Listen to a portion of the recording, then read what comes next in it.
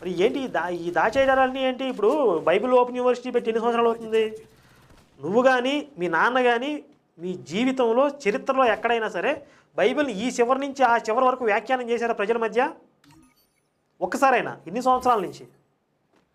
ఇప్పుడు మీ ధర్మం గురించి చెప్పుకో, మీ ధర్మం గురించి చెప్పుకో అంటే మా ధర్మం గురించి నేను చెప్తానే ఉన్నాను. నేను రామాయణం గురించి, మహాభారతం గురించి, భగవద్గీత గురించి అనేక సందర్భాలు నేను మాట్లాడుతాను. నా ధర్మం గురించి చెప్తూనే బైబిల్ గురించి కూడా మాట్లాడతాను. ఎందుకు మాట్లాడాలి అంటే మీరు మా మీద ప్రచారం చేస్తున్నారు కాబట్టి నేను చెప్తున్నాను అని చెప్పి అనేక సార్లు చెప్పాను. మీరు తోలుమందం ఎదవలు కాబట్టి మళ్ళీ మళ్ళీ చెప్పాల్సి వస్తుంది. మాకు రామాయణం కానీ మహాభారతం కానీ వ్యాఖ్యానం చేసే ప్రవచనకర్తలు రామాయణంలో ఉన్న ఆ కాండాలు కానీ మహాభారతంలో ఉన్న పర్వాలు కానీ ఒక్కొక్కటి ఒక పక్క నుంచి ఆ పక్క వరకు పూర్తిగా ఒక్కొక్క శ్లోకం చెప్పుకుంటూ వ్యాఖ్యానం చేసుకుంటూ వెళ్తారు పారాయణం అని చెప్పి.